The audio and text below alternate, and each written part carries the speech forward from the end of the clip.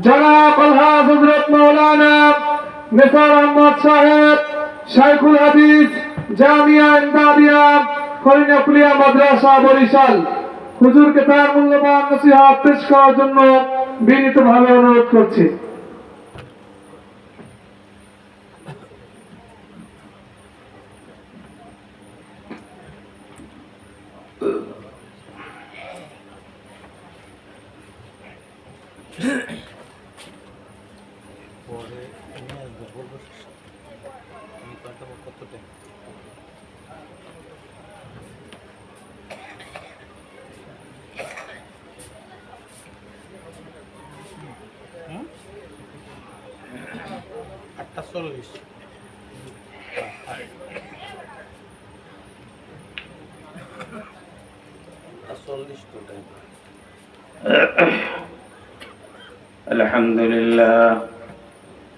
الحمد لله نحمده ونستعينه ونستغفره ونعوذ بالله من شرور أنفسنا ومن سيئات أعمالنا من يهد الله فلا مضل له ومن يضلله فلا هادي له ونشهد أن لا إله إلا الله وحده لا شريك له ونشهد أن سيدنا ومولانا محمدا عبده ورسوله أما بعد فأعوذ بالله من الشيطان الرجيم بسم الله الرحمن الرحيم إذ قالت امرأة عمران رب إني نذرت لك ما في بطني محررا فتقبل مني إنك أنت السميع العليم فلما وضعتها قالت رب إني وضعتها أنثى والله أعلم بما وضعت وليس الذكر كالأنثى وإني سميتها مريم وإني أعيذها بك وذريتها من الشيطان الرجيم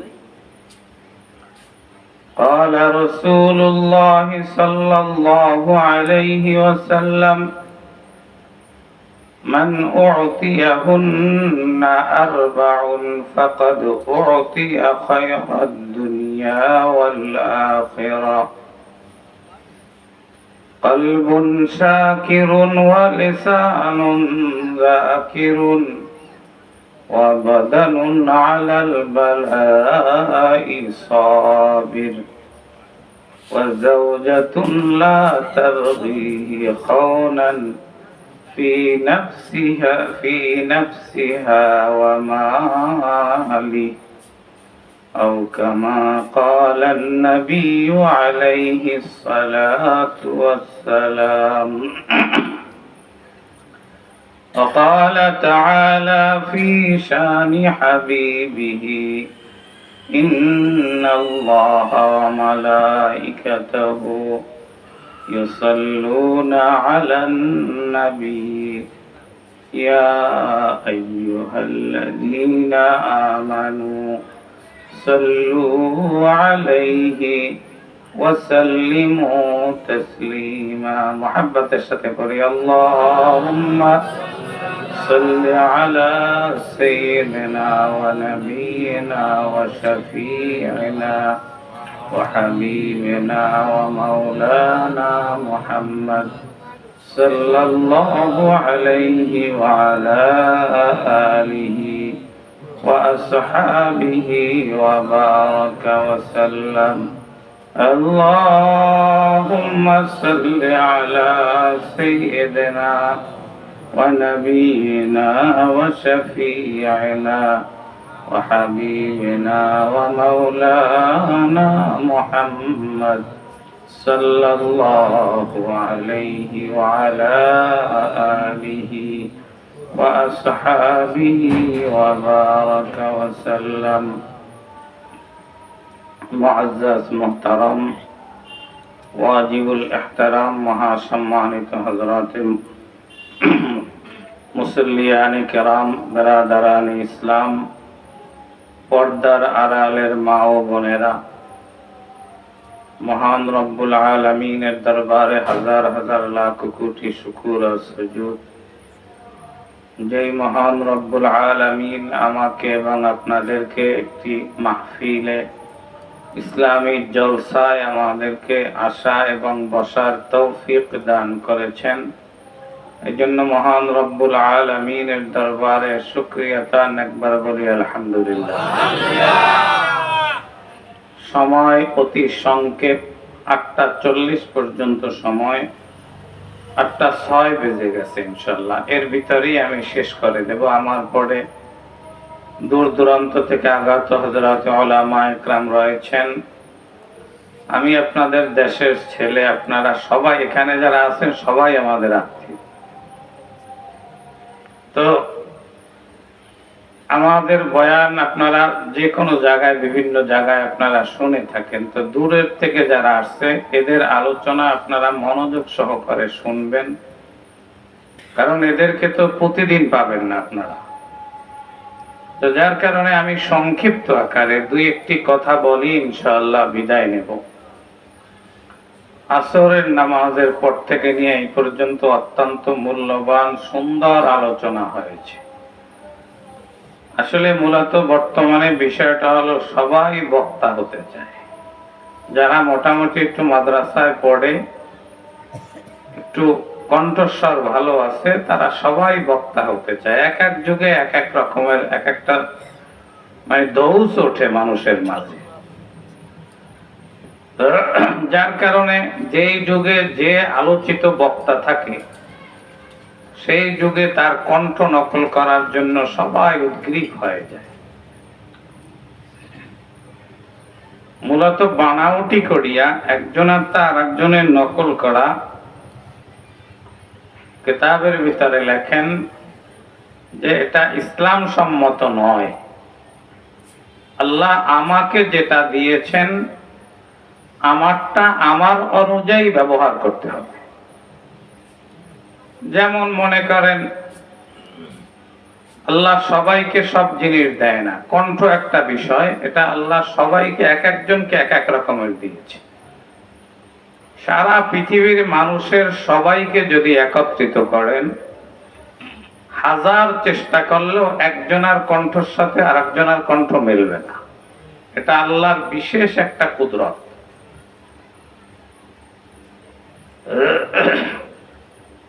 তো আল্লাহ আমাকে যেটা দিয়েছেন আমি সেটার উপরেই মেহনত করি, ইনশাআল্লাহ আল্লাহ এর ভিতরেই বরকত দেবে। তো যাই হোক, বিভিন্ন আলোচনা ওই সমস্ত কথা বলবো না। আমি আপনাদের সামনে ছোট্ট একখানা আয়াত শরীফ তেলাওয়াত করেছি, এর উপরে দুই একটি কথা বলে ইনশাআল্লাহ বিদায় নেব। আল্লাহ বলতেছেন, ইয ক্বালাত ইমরাআতু ইমরানা রব্বি ইন্নী নাযারতু লাকা মা ফি বাতনি মুহাররারা। ইয ক্বালাত ইমরাআতু ইমরানা, হযরত ইমরান আলাইহিস সালামের স্ত্রী, ইমরাত শব্দের অর্থ হলো মহিলা, স্ত্রী। তিনি বললেন, রব্বি ইন্নী নাযারতু লাকা মা ফি বাতনি মুহাররারা। আল্লাহ, আমার পেটের ভিতরে যে সন্তানটা রয়েছে এই সন্তানটা আমি তোমার রাস্তার জন্য উৎসর্গ করলাম। আমার সন্তানটা ছেলে হবে না মেয়ে হবে সেটা কিছু বলেন, আমাকে একটা ছেলে দাও। অনেকে আছে না ছেলে ছেলে চিল্লায়, আবার অনেকের যাদের ছেলে হয় তারা মেয়ের জন্য খুব আফসোস করে। মূলত আল্লাহ আমার নসিবের ভিতরে যেটা রেখেছিলেন আল্লাহ আমাকে সেটাই দিয়েছে। এখানে মানুষের কারো কোনো হাত নাই।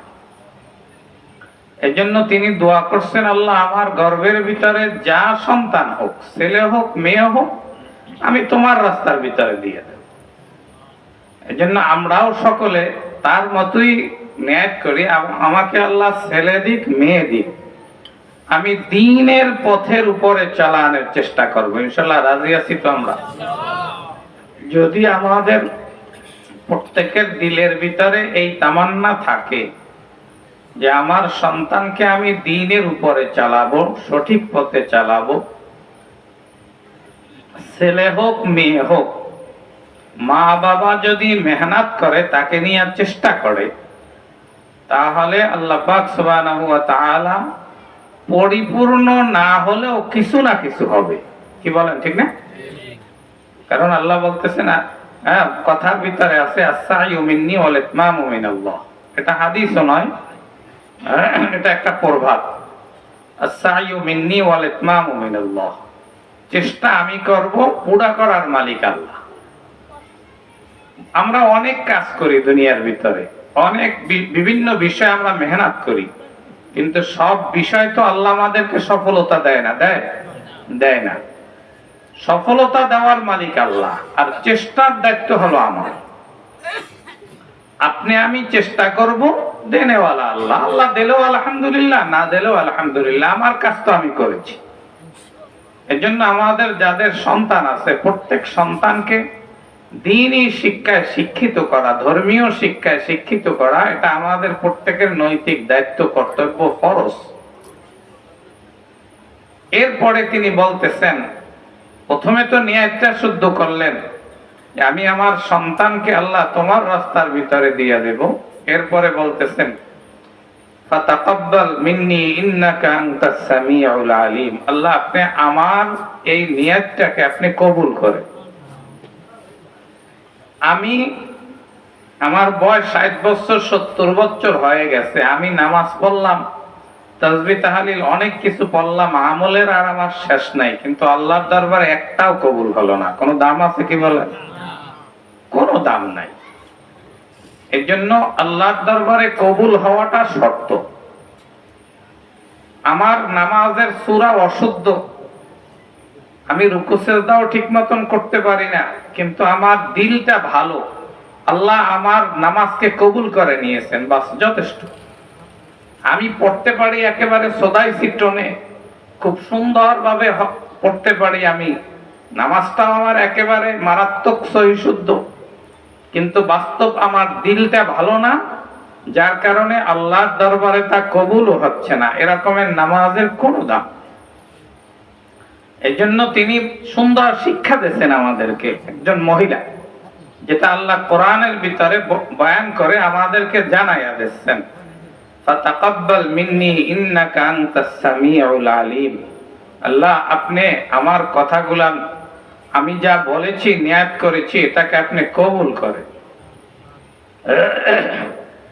ফালাম্মা ওয়াদাআতহা ক্বালাত রাব্বি ইন্নী ওয়াদাতুহা উনসা, যখন তিনি বাচ্চা জন্ম দিলেন, তখন তিনি বললেন, আল্লাহ আমি তো নিয়ত করছিলাম তোমার রাস্তায় দেব, বাইতুল মুকাদ্দাসের খেদমত করার জন্য, কিন্তু আমার তো হয়েছে একটা কন্যা সন্তান, আমি এই কন্যা সন্তান কিভাবে মসজিদের খেদমতে দেই? আল্লাহ বলতেছেন, আল্লাহু আ'লামু বিমা ওয়াদাআত, তুমি যা জন্ম দিয়েছো এটা আল্লাহ ভালো জানে, তোমার বলতে হবে না। কি বলেন? মায়ের গর্ভে সন্তান হবে, ছেলে হবে না মেয়ে হবে, আল্লাহ জানেন না? ইন্নাল্লাহা ইনদাহু ইলমুস সাআহ ওয়া ইউনাজ্জিলুল গায়থা ওয়া ইয়া'লামু মা ফিল আরহাম ওয়া মা তাদরি নাফসুম মাযা তাকসিবু গাদা ওয়া মা তাদরি নাফসুন বিআইয়ি আরদিন তামুত। এই আয়াতের ভিতরে আল্লাহ বলতেছেন, পাঁচটা বিষয় আমি আল্লাহ বাদে আর কেউ জানি না, আর কেউ জানে না, আমি আল্লাহ বাদে। এক নম্বরে ইন্নাল্লাহা ইনদাহু ইলমুস সাআহ, আল্লাহর নিকটে কিয়ামত কবে হবে, কখন হবে, এটা আল্লাহই জানেন, পৃথিবীর আর কেউ বলতে পারে না। ওয়া ইউনাজ্জিলুল গায়থা, বৃষ্টি কখন কোথায় হবে এটা আল্লাহই জানেন, আর কেউ জানে না। ওয়া ইয়া'লামু মা ফিল আরহাম, মহিলাদের রেহেমের ভিতরে, গর্ভের ভিতরে কি আছে এটা আল্লাহই ভালো জানেন। এখন একটা প্রশ্ন জাগে আমাদের অন্তরের ভিতরে, যে আমরা মেঘ দেখে বৃষ্টির কথা বলতে পারি যে এখন বৃষ্টি হবে, তো আমরা তো জানি আগেই। আবার মায়ের গর্ভের ভিতরে কি আছে আলট্রাসোনোগ্রাম করে সব বলা যায়, কি বলেন ঠিক না, ছেলে না মেয়ে। তো আল্লাহ যে বলছেন আল্লাহ বাদে আর কেউ জানেন না। তো এখানে মূলত বিষয়টা বোঝার বিষয় হলো আরবি কায়দার ভিতরে, আরবির ভিতরে দুইটা শব্দ আছে, একটা হলো ইরফান আর একটা হলো ইলম। আল্লাহ পাক সুবহানাহু ওয়া তাআলা এখানে ইন্নাল্লাহা ইনদাহু ইলমুস সাআ, ইলমুন শব্দ ব্যবহার করেছেন। ইলমুন মাইনি পরিপূর্ণ জানা, আর ইরফুন মাইনি আংশিক জানা। এই মেঘ হইছে বৃষ্টি হবে, কত ফোঁটা বৃষ্টি হবে, এই বৃষ্টিটার ভিতরে আমার জন্য কল্যাণ আছে কি নাই, এটা আমাদের উপকার হবে না ক্ষতি হবে ইত্যাদি বিস্তারিত বিশ্লেষণ ভাবে এটা আল্লাহ বাদে আর কেউ জানে না, কি বলেন? আমরা জানি? কোন দার্শনিক আজ পর্যন্ত বের করতে পারছে? পারে না। ওয়ায়ালামু মা ফিল আরহাম, মায়ের গর্ভের ভিতরে কি আছে আমরা শুধু একটা অংশ বলতে পারি, যে এটা ছেলে হবে না মেয়ে হবে, ওই মেয়েটা লম্বা হবে না বাচ্চা হবে, কালো হবে না সুন্দর হবে, তার চরিত্র কেমন হবে, ভালো হবে না মন্দ হবে, সে কতদিন বাঁচবে, কিভাবে বাঁচবে, কার সাথে তার বিবাহ হবে, বিস্তারিত পুরা জিন্দেগি এটা আল্লাহ বাদে আর কেউ জানে না, এটা সম্পূর্ণ আল্লাহই জানে। এই জন্য আল্লাহ তাকে বলতেছেন আল্লাহু আ'লামু বিমা ওয়াদাআত, আল্লাহ খুব করে জানেন যা সে জন্ম দিয়েছেন, ওটা যে মেয়ে হবে সেটা আল্লাহ আগে থাকতেই জানেন। قالت رب إني وضعتها أنثى والله أعلم بما وضعت, এরপরে আল্লাহ বলতেছেন ওয়ালাইসা যাকারু কাল উনসা, আমি যে তোমাকে কন্যা সন্তানটা দিয়েছি, এই কন্যা সন্তানটা এটা অন্য অন্য পুরুষদের মতো নয়। অর্থাৎ তোমার এই কন্যা সন্তানকে যদি এক পাল্লায় রাখা হয় আর লক্ষ কোটি পুরুষও যদি এক পাল্লায় রাখা হয়, তাহলে তার এক সমান হতে পারে না। তোমার কন্যা সন্তানের পাল্লা ভারী হবে, কারণ তিনি হলো হযরত ঈসা আলাইহিস সালামের আম্মা মারইয়াম আলাইহিস সালাম। আমি তাকে দিয়ে আমার একটা কুদরত জাহির করব যে আমি আল্লাহ বাবা ছাড়াও পুরুষ ছাড়াও পৃথিবীতে সন্তান আনতে পারি, এই কুদরতটা আমি তাকে দিয়ে দেখাবো। আমি তার মর্যাদা অনেক উপরে করে রেখেছি। আমরাও যদি আমাদের সমাজের যে সমস্ত মা বোনেরা রয়েছেন এরাও যদি আমল করে, তাহলে এরাও পুরুষের সমকক্ষ নয়, আরো পুরুষদের থেকে অনেক উপরে বাড়তে পারেন, কি বলেন? পারেন না? হযরত আয়েশা সিদ্দিকা রাদিয়াল্লাহু তাআলা আনহা, তার ব্যাপারে হযরত আব্দুল্লাহ বিন আব্বাস রাদিয়াল্লাহু তাআলা আনহুর একটা উক্তি আছেন। তিনি বলেন কিয়ামতের ময়দানে আল্লাহ যখন তার প্রিয় বান্দাদেরকে এক কাতারে দাঁড়ানোর জন্য বলবেন, তখন হযরত আয়েশা সিদ্দিকা রাদিয়াল্লাহু তাআলা আনহা সবার সামনে দাঁড়াবেন, কারণ আল্লাহ তাহাকে এত পরিমাণে মর্যাদা দিয়েছেন তার আমল ইলমের কারণে, রাসূলের সুহবতের কারণে। তো সুতরাং মহিলারা যে একেবারে পিছনে পড়া এমনটি নয়, তাদের মর্যাদা অনেক আছে, কি বলেন? আছে না? হযরত রাবিয়া বসরি রাহিমাহুল্লাহ, আমরা সবাই তার নাম শুনছি। তাযকিরাতুল আউলিয়া একটা কিতাব আছে, বাংলায় পাওয়া যায়, কিনে নেবেন। আমি সবসময় যেটা বয়ান করি চেষ্টা করি কিতাবের নাম বলে দেওয়ার, যাতে করে আজকালকার যুগে সব বাংলায় পাওয়া যায়। আপনারা কিনে আপনারা শিখবেন, দেখবেন যে ওটা আমি যেটা বলছি এটা সঠিক কিনা। সব কিতাব বুখারী শরীফ, মুসলিম, তিরমিজি, আবু দাউদ, নাসাই সবটার বাংলা বের হয়ে গেছে। তো ওগুলা আপনারা সংগ্রহ করবেন। তা বাদ দিয়ে বইবে সারাদিন এই মোবাইল নিয়ে বই চায়, সারাদিন এই চাপাচাপি এই মোনাজাত ধরে বই চায়। আর একদল আজকাল বাইরে এসে বর্তমানে যারা কিছু হইলি সব ওই যে ইউটিউবে একদল আছে বিভিন্ন কথাবার্তা বলে, ওইগুলা শুনে। ওদিকে আবার হুজুরের কাছেও জিজ্ঞাসা করে যে হুজুর মাসলা এটা কেমন হবে, আবার কয় হুজুর ইউটিউবে তো অমুক মাওলানা এরকমের বলছে।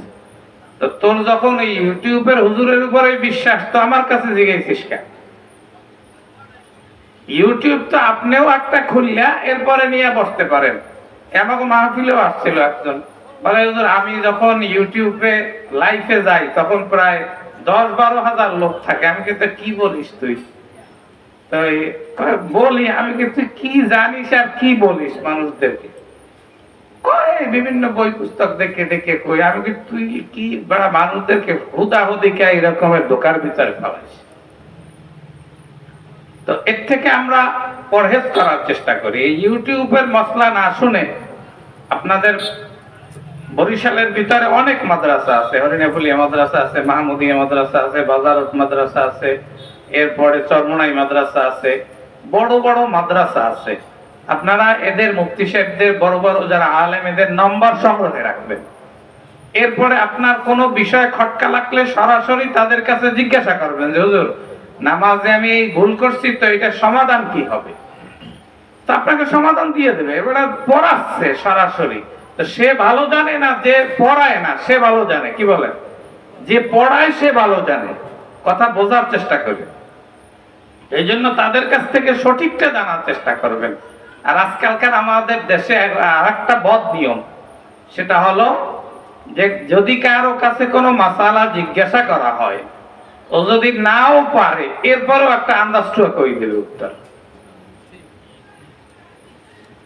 বুখারী শরীফ দ্বিতীয় খণ্ডের ভিতরে হযরত আব্দুল্লাহ বিন মাসউদ রাদিয়াল্লাহু তাআলা আনহু থেকে রওয়ায়াত, তিনি বলেন যে আমি জানি না, এই কথাটা বলাটাই হলো ইলম। বুখারী শরীফ দ্বিতীয় খণ্ডের ভিতরে একেবারে স্পষ্ট আকারে আব্দুল্লাহ বিন মাসউদ এই হাদিসটা কয়েকবার নিয়ে আসছেন, প্রায় 10-15 বারের উপরে নিয়ে আসছেন ইমাম বুখারী, যে এই কথাটা বলা যে লা আ'লামু, আমি জানি না, ফাহুয়া ইলমুন, ওইটাই হলো যেই বিষয়টা আমি জানি না, ওই ক্ষেত্রে এই কথা বলা যে আমি জানি না, এইটাই ইলমের পরিচয়। তা না জানুক বা না জানুক, বাস আন্দাজটু একটা মারিয়ে দেবে, হইলে হইলে না হইলে না হইলে। কারণ বাণিজ্যের একটা প্রশ্ন আছে, ইমাম সাহেব মানুষ যদি মাসলা দিকে যদি না কইতে পারে হুজুর কিছু পারে না। ইমাম সাহেব যদি এই কথা বলে যে ভাই আমার স্মরণ নাই বা আমার জানা নাই, আমি বিষয়টা জানি না, আপনাকে জানাবো, বাস হয়ে যায়। তা ওদিকে যাবে না, যা মন চায় বাস একটা আন্দাজটু বললে দেবে। বহুত দেখছি এরকম। আইকা হুজুর অমুক মসজিদ ইমাম সাহেব তো এইরকমের বলছে, আমি বলতে পারে, হ্যাঁ, কিন্তু সঠিক বিষয়টা হবে এই রকমের। তো এই জন্য যারা ওলামা ইকরাম আছেন এদেরও সতর্ক থাকা দরকার এই সমস্ত বিষয়। তো বলতেছিলাম, কথা অন্যদিকে চলে যাচ্ছে, সময় শেষ হয়ে যাচ্ছে। তো হযরতে রাবিয়া বসরি রাহিমাহুল্লাহ, তিনি আল্লাহর এক বান্দি ছিলেন।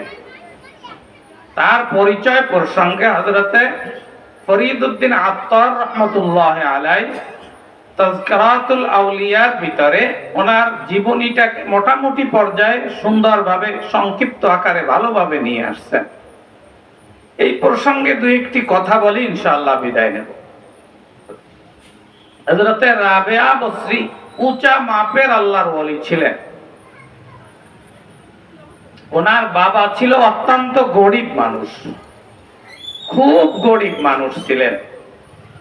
তো ওনার স্ত্রী, ওনার মা যখন অন্তঃসত্ত্বা, একেবারে বাচ্চা জন্ম দেবেন, রাত্রবেলা ব্যথা উঠছে, ওই অবস্থার ভিতরে তার মা বলতেছেন তার স্বামীকে, রাবিয়া বসরির মা তার স্বামীকে বলতেছেন, দেখো আমার পাশের বাড়ি পাশের ঘরে যাইয়া একটু তৈল পাও কিনা, একটু বাতি জ্বালানোর দরকার আছে, কারণ আমার প্রসব বেদনা শুরু হয়ে গেছে, যাইয়া দেখো একটু তৈল পাও কিনা, একটু বাতি জ্বালাবো।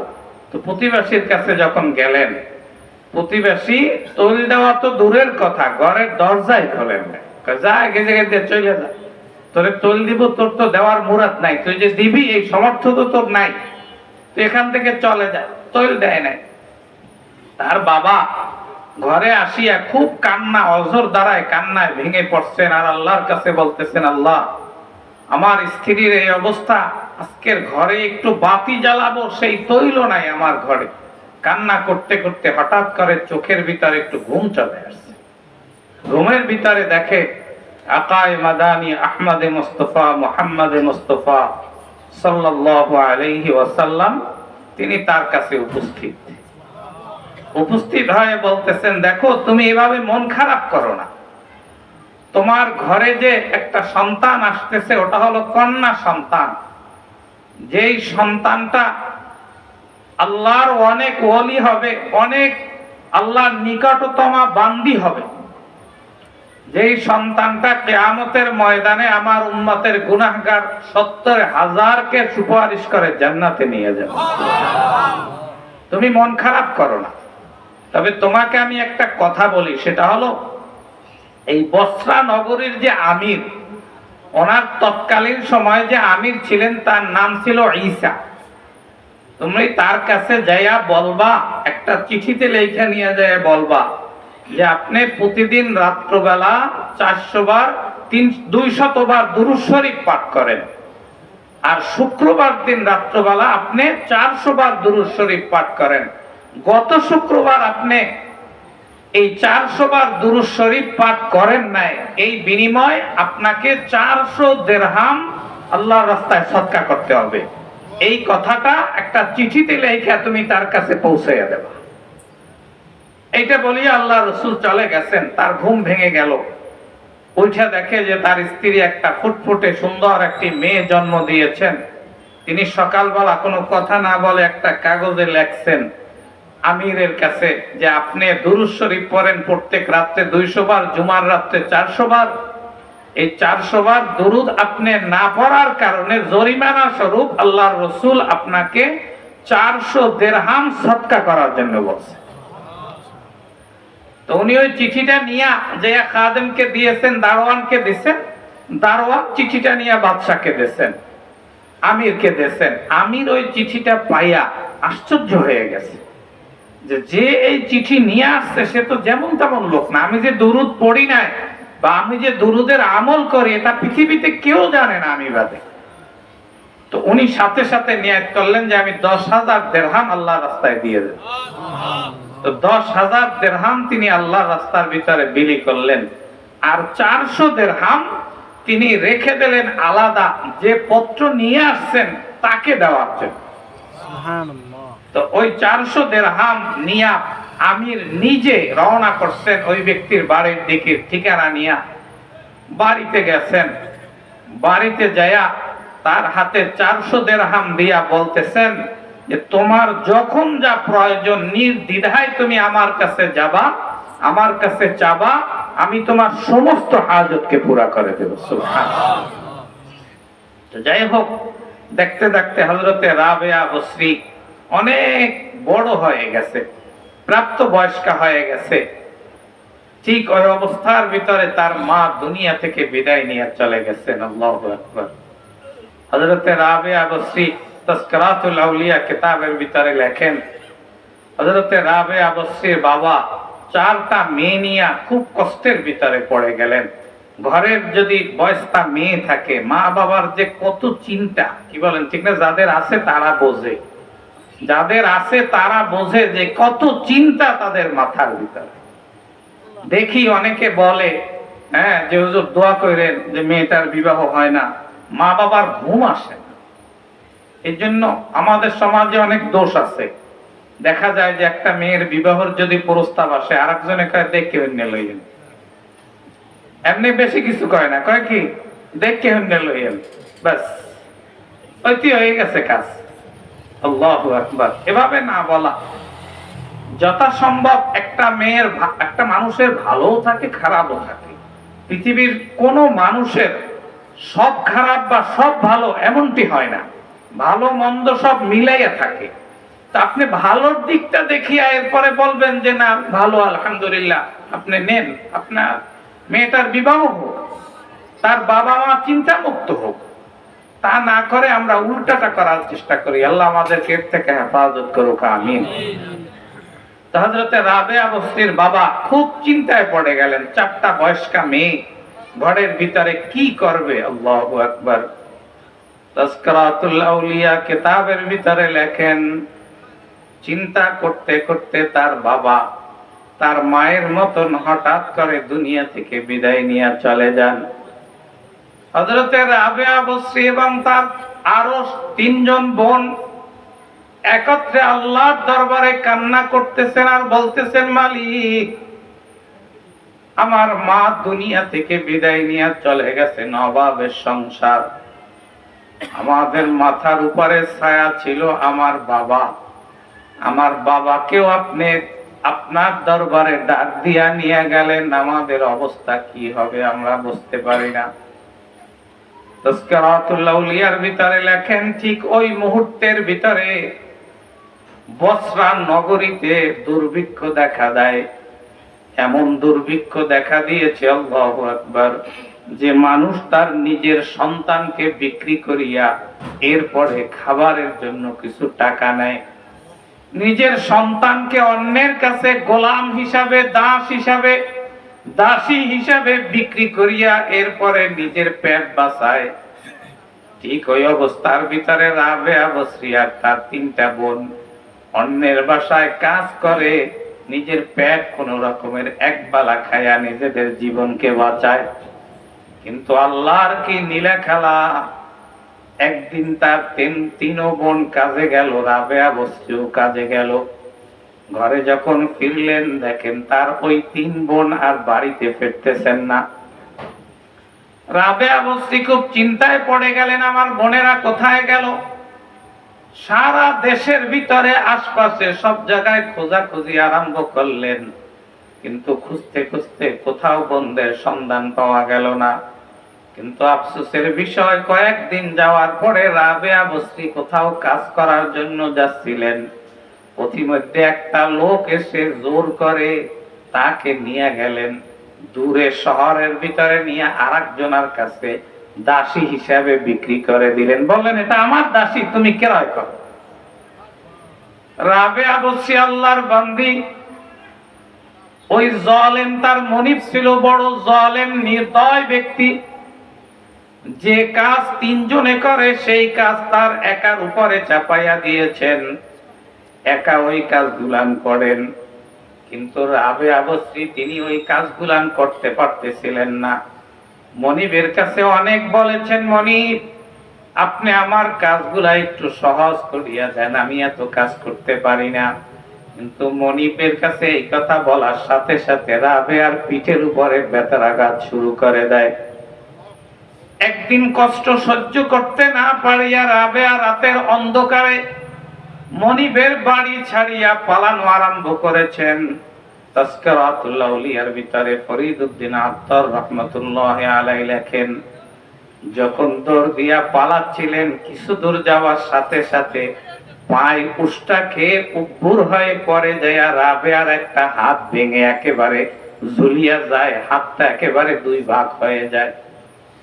রাবেয়া বসরি ওখানে বসে আল্লাহর কাছে কান্না আরম্ভ করলেন, আল্লাহ, এই নির্যাতন থেকে বাঁচার জন্য আমি পালানো আরম্ভ করলাম, কিন্তু তুমি আমাকে পালানোরও সুযোগ দিলে না, আমার হাতটা ভেঙে গেল। আল্লাহ, আমি এখন কি করব? রাবেয়া বসরি আল্লাহর কাছে যখন কান্না করতেছিলেন, হঠাৎ করে আল্লাহর পক্ষ থেকে তার দিলের ভিতরে এলকা চলে আসে, কানের ভিতরে আওয়াজ আসে, যেটা আল্লাহ ওয়ালারা শুনতে পারেন। আল্লাহ ওয়ালারা অনেক জিনিস আল্লাহর পক্ষ থেকে গায়বী ভাবে কানের ভিতরে চলে আসে। আল্লাহ ডাক দিয়া বলেন, রাবেয়া, তোমাকে পালাতে হবে না, তুমি তোমার মনিবের বাড়িতে যাও। মনিবের বাড়িতে গিয়া তুমি মনিবের কাজ করো, ফাঁকে ফাঁকে তুমি আমার ইবাদত করিও। হযরতে রাবেয়া বসরি আল্লাহর বান্দি এই কথা শোনার সাথে সাথে দিলের ভিতরে একটু সান্ত্বনা পেলেন। তিনি আবার পুনরায় মনিবের বাড়িতে চলে আসলেন, ভাঙা হাত নিয়ে ব্যথায় জর্জরিত। আসার সাথে সাথে মনিব তার চিকিৎসা করালেন, হাতটা ভালো হয়ে গেল। মনিবের কাজ করে আর রাত্রবেলা দাঁড়াইয়া আল্লাহর কাছে ইবাদত করে। রাত্রে দাঁড়াইয়া নামাজ পড়ে আর আল্লাহকে বলে, আল্লাহ, যদি তুমি আমাকে সুযোগ দিতা, আমাকে যদি তুমি তৌফিক দিতা, আমি 24 ঘন্টা আমি তোমার ইবাদতে মশগুল থাকতাম, তোমার জিকিরের ভিতরে আমি মশগুল থাকতাম। আমি এক মুহূর্তের জন্য আমি তোমার ইবাদত থেকে আমি গাফেল হতাম না। কিন্তু আল্লাহ তুমি ভালোভাবে জানতেছো যে আমাকে আমার মনিব সময় দেয় না তোমাকে ডাকার জন্য। আমি যে একটু তোমাকে ডাকবো আল্লাহু আল্লাহ আল্লাহু আল্লাহ আল্লাহ আল্লাহ এই যে শিরি নিস্তনাম শিরে শক্কর মি কুনত জানম তমাম লামকা পর घर बनाया यार ने दर बदर हमको फिराया यार ने। রাবেয়া বসি আল্লাহর দরবারে কান্না করেন আর বলেন, মালিক এমন জালেমের কাছে আমি রয়েছি, যদি কাজ আমি করতে না পারি আমাকে প্রহার করে, আমাকে সময় দেয় না একটু নামাজ পড়বো, তোমার দরবারে আমি লুটিয়ে পড়বো, আমার মাথাটা আমি তোমার কুদরতি কদমের কাছে আমি নত করব, আমাকে সেই সময়টুকু দেয় না। আল্লাহ তুমি আমাকে এই বিপদ থেকে রক্ষা করো। তাজকিরাতুল আউলিয়া কিতাবের ভিতরে লেখেন, রাবেয়া বসরি আল্লাহর দরবারে এভাবে সর্বদা কান্না করতে থাকতেন। আল্লাহ একদিন রাত্রবেলা উঠিয়া যখন রাবেয়া আল্লাহর কাছে দোয়া করতেছেন, মালিক তুমি তো সব দেখো, তুমি তো সব জানো আমার কি অবস্থা, আল্লাহ তুমি আমাকে এই বিপদ থেকে একটু রক্ষা করো। আল্লাহর কাছে যখন রাবেয়া বসরি এমন ভাবে দোয়া করলেন, ঠিক ওই অবস্থায় মনিবের ঘুমটা ভেঙে গেল। মনিব ঘর থেকে উঠিয়া তার ঘরের ভিতরে বসিয়া রাবেয়ার ঘরের দিক থেকে কেমন যেন গুনগুন গুনগুন আওয়াজ আসতেছে। মনিবের কাছে বিষয়টা আশ্চর্য লাগলো, এত রাত্রে সারাদিন কষ্ট করার পরে ওই ঘর থেকে কেন আওয়াজ আসে? মনিব বিষয়টা শোনার জন্য আসতে তার রুম থেকে বের হইয়া রাবেয়া বস্তির ঘরের দিকে গেলেন। ঘরের দিকে যাইয়া দেখেন, আল্লাহু আকবার, রাবেয়া বস্তি নামাজরত অবস্থায় আল্লাহর কাছে কান্না করতেছেন আর বলতেছেন, মালিক তুমি দেখো আমি সময় পাই না তোমাকে ডাকার জন্য, আল্লাহ তুমি আমাকে একটু সময় যদি করিয়া দাও, আমি সর্বদা তোমার প্রেমের ভিতরেই মশগুল হইয়া থাকবো। আশিকে সাদেক কুনত যারা ফেদা মারহাবা বর আশিকে সাদ মারহাবা। যারা বাস্তব আল্লাহর আশিক, আল্লাহু আকবার, দোস্ত যখন আখেরি রাত্র হয়ে যায়, যখন শেষ রাত হয়ে যায়, আল্লাহ চতুর্থ আসমানের ভিতরে চলে আসেন, দুনিয়ার আসমানের ভিতরে চলে আসেন আর ডাক দিতে থাকেন, আলা আমিন মুস্তাগফিরিন ফাগফির আলাহ, কে আসো আমার কাছে ক্ষমা চাবা, সারা দিন গুনার কাজের ভিতরে লিপ্ত ছিলা, হিসাব করিয়ে একটু দেখি, রাত্রে শুইয়া শুয়ে একটু হিসাব করব, আজকের দিনের ভিতরে আমি কয়টা মিথ্যা বলেছি, কয়টা সত্য বলেছি, কয়জন আর গীবত করেছি, কয়জন আর গীবত করি নাই, আমি কয়জনকে ধোঁকা দিয়েছি, আমি কতটুকু মালে ভেজাল দিয়েছি, আমি কতটুকু নামাজ আদায় করতে পেরেছি, আমি কতটুকু দুনিয়ার কথা বলেছি, কতটুকু আল্লাহর জিকির করেছি। যদি আপনি আপনার নিজের হিসাব রাত্রবেলা প্রতিদিন দৈনন্দিন হিসাব কষাইয়া নিতে পারেন, হযরত ওমর ফারুক রাদিয়াল্লাহু তাআলা আনহু ফরমান, হাসিবু ক্বাবলা আন তুহাসাবু, বান্দা আল্লাহ তোমার হিসাব নেওয়ার আগে তোমার হিসাবটা তুমি নিজেরটা নিজেই কষাইয়া নাও। যদি নিজের হিসাব নিজে কষাইয়া নাও, আল্লাহর দরবারে তোমার হিসাব দিতে বাঁচবে না। কি বলেন, বাঁচবে? বাঁচবে না, কারণ আমারটা তো আমি গুছাইয়া নিছি। যদি আমার হিসাবের ভিতরে আসে যে আজকের দিনে আমি গুনাহ বেশি করেছি নেকের থেকে, আমি রাত্রবেলা আল্লাহর দরবারে বলবো, আল্লাহ আমি পাপিষ্ঠ, অনেক গুনাহ করেছি, শয়তানের ধোঁকায় পড়ে, নফসের ধোঁকায় পড়ে, আল্লাহ তুমি গফুরুর রহিম, আমাকে মাফ করিয়া দাও।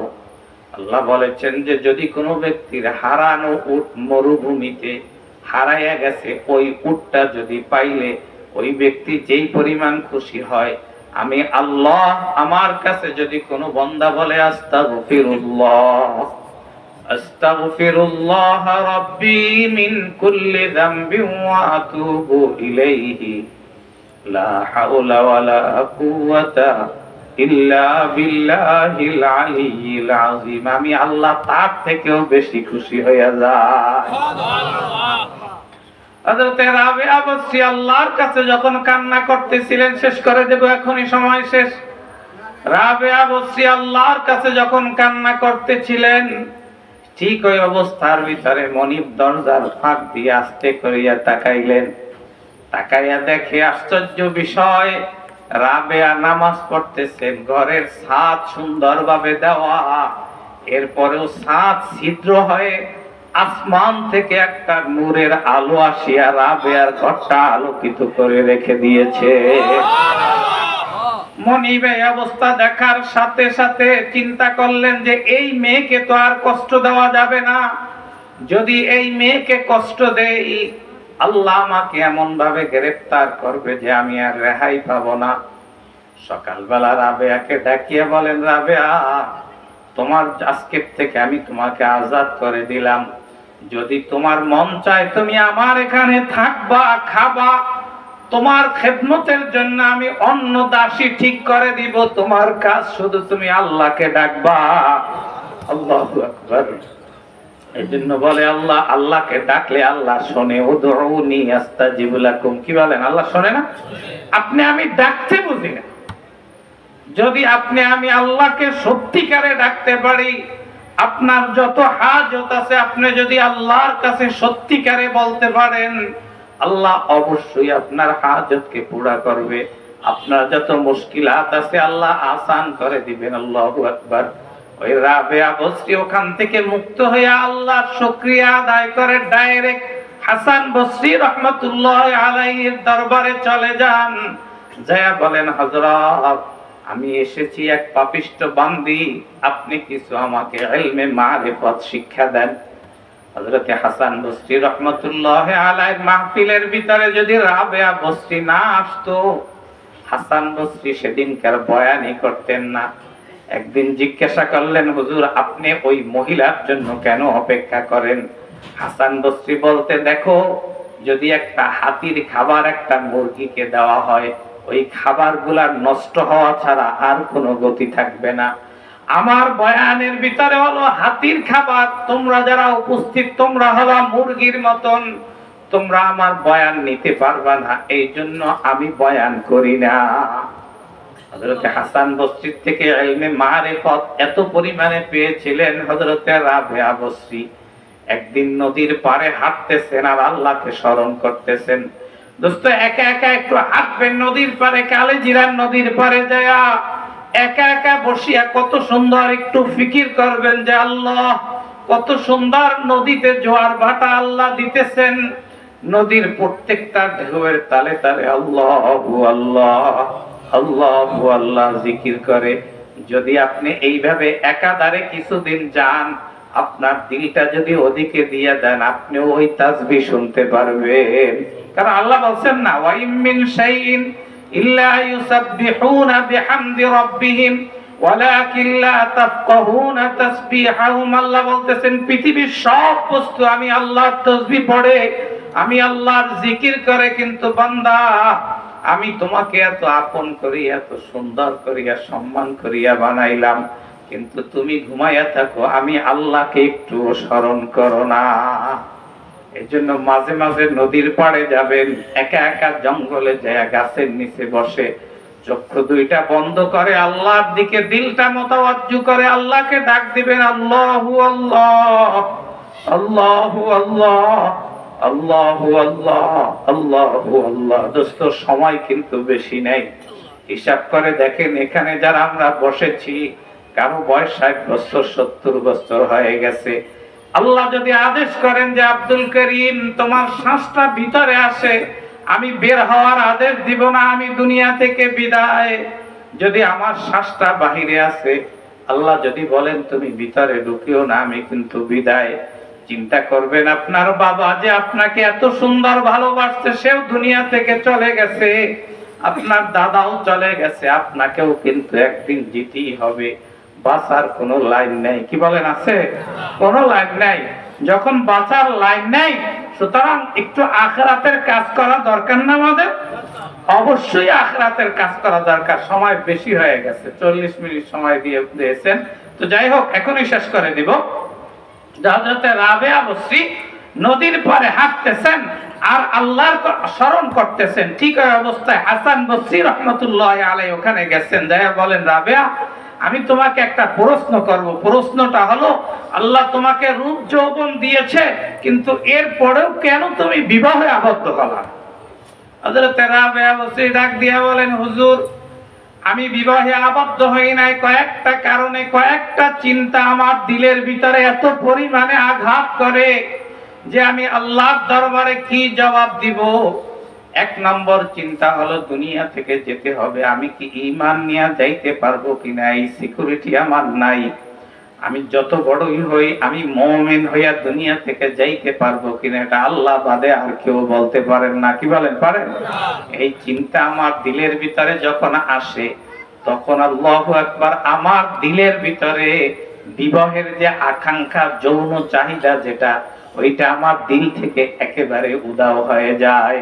দ্বিতীয় নম্বর, কবরের ভিতরে মুনকার নাকির আমাকে সওয়াল করবে, মার রব্বুকা, তোমার রব কে, ওয়ামা দীনুকা, তোমার ধর্ম কি, ওয়ামা হাদার রাজুল। এই তিন প্রশ্নের উত্তর আমি দিতে পারবো কিনা, এই চিন্তা যখন আমার দিলের ভিতরে আসে, তখন আমার ভিতর থেকে যা দুনিয়ার চাহিদা থাকে সব দূর হয়ে যায়। আমার অন্তরের ভিতরে যখন হাসরের ময়দানের কথা আসে, আমার অন্তরের ভিতরে যখন জাহান্নামের কথা আসে, তখন আমার দিলের ভিতরে দুনিয়ার যত মহাব্বত সব আস্তে আস্তে দূর হয়ে যায়। সবচেয়ে বড় কথা হলো, হুজুর, আমার দিলের ভিতরে তো আমি আল্লাহর মহাব্বত ঢুকাইছি, আমি আল্লাহকে ভালোবেসেছি। সুতরাং হুজুর, আমার এই দিলের ভিতরে আমি অন্য কাউকে জায়গা দিতে পারবো না। আমার দিলের ভিতরে একমাত্র আল্লাহর ভালোবাসা। আমার দিলের ভিতরে দুনিয়া নাই। আমার দিলের ভিতর থেকে আমি দুনিয়াকে বাইর করে ফেলেছি। স্বামীর মহাব্বত আমার দিলের ভিতরে আমি জায়গা দিতে পারবো না। আল্লাহু আকবার। এত বড় আল্লাহর ওলি ছিলেন, বাইতুল্লাহ যাচ্ছেন রাবেয়া বসরি, আল্লাহকে ডাক দিয়া বলেন, আল্লাহ, বাইতুল্লাহ তো কতগুলা ইটের, কতগুলা পাথরের জিনিস দিয়া নির্মিত, আমি জানি। আল্লাহ, তুমি কোথায় আছো? আমি বাইতুল্লাহর দিকে আসতেছি, আমি কিন্তু তোমার সঙ্গ না নিয়া আমি যাব না, তোমাকে দেখা দিতেই হবে আমার। এত বড় আল্লাহর আশিক ছিলেন হযরতে রাবেয়া বসরি। এজন্য আল্লাহ বলতেছেন, ওয়ালাইসাত যাকারু কাল উনসা, তোমার গর্ভের ভিতরে আমি যে কন্যা সন্তান দিয়েছি, এই কন্যা সন্তানটা যদি এক পাল্লায় রাখা হয়, আর হাজার হাজার লক্ষ কোটি পুরুষ যদি এক পাল্লায় রাখা হয়, তোমার সন্তানের মতন হতে পারবে না। সামান্য রাবেয়া বসরিকে যদি এক পাল্লায় রাখা হয়, আর আমাদের মতন যদি কয়েক কোটি পুরুষ এক পাল্লায় রাখা হয়, রাবেয়া বসরির পাল্লা ভারী হবে, তাতে কোনো সন্দেহ নাই। কি বলেন, আছে? নাই। এই জন্য বলতেছি, আপনি আর আমিও সেই রকমের জীবন গঠন করি, আল্লাহর পরিচয় লাভ করার চেষ্টা করি যে আল্লাহ, তুমি রাবেয়া বসরিকে যে মর্যাদা দিয়েছো, তুমি আয়েশা সিদ্দিকাকে যেই মর্যাদা দিয়েছো, তুমি হাসান বসরিকে যেই মর্যাদা দিয়েছো, আল্লাহ বড় পীর আব্দুল কাদের জিলানীকে যেই মর্যাদা দিয়েছো, আল্লাহ আমাকেও তুমি সেই মর্যাদা দিয়ে দুনিয়া থেকে নাও। কি বলেন, আল্লাহ দিতে পারে না? মাওলা তেরে গলি মে किस चीज का कमी है, दुनिया तेरे गली में, उक़बा तेरे गली में, हर गली ने देने को तैयार है, जो ना मांगे उससे तू बेजार है। আল্লাহর কাছে চাইলে আল্লাহ খুশি হয়, কিন্তু আমরা চাইতে বুঝি না। আমরা চাইতে বুঝি না কিভাবে আল্লাহর কাছে চাইতে হবে। এজন্য চাওয়ার পদ্ধতি, এক নম্বর পদ্ধতি হযরতে তাকি ওসমানী লিখেছেন, যখন তোমার কোনো হাজত আসবে, তুমি প্রথমে ওযু করবা, নিজে পবিত্র হবা, এরপরে তওবার 2 রাকাত নামাজ আদায় করবা, এরপরে খালেস দিলে তওবা করিয়া রাসূলের উপরে দুরূদ পাঠ করিয়া পশ্চিম দিকে কিবলামুখী হইয়া নামাজের কায়দায় বসিয়া 2 চোখের পানি ছাড়িয়া দিলটাকে আল্লাহর দিকে পূর্ণ রুজু করিয়া যদি তুমি চাইতে পারো, তোমার হাত আল্লাহ খালি হাতে ফিরাবে না। অবশ্যই আল্লাহ দেবে, কিন্তু আপনি আমি সেইভাবে একদিনও চাইয়া দেখিনি। অযথা হুদাহুদি যায় কিছু হইলে হুজুর পেট পেতে একটু পানি করা দেন, হুজুর ডাক্তারের কাছে দৌড়াই, আল্লাহর কাছে বলি, আল্লাহ দেওয়ার জন্য তো রাজি, আপনি আমি চাইতে পারতে আছি না। এই জন্য দোস্ত, আল্লাহর কাছে চাওয়ার চেষ্টা করি। নিজেকে রাবেয়া বস্তির, নিজের মা বোনদেরকে, মেয়েকে রাবেয়া বস্তির এই সমস্ত ঘটনা শোনান, যে তারা কেমন ছিল, কিভাবে হয়েছে, তাদের চরিত্র কেমন ছিল, এভাবে শুনাইয়া এরপরে তাদেরকেও সেই রকমের বানানোর চেষ্টা করেন। সমাজ ভালো হবে, সমাজ নষ্ট হয়ে গেছে। আল্লাহ আমাদেরকে তৌফিক দান করুক, আমিন। ওয়া আখিরু দাওয়ানা আলহামদুলিল্লাহি রাব্বিল আলামিন।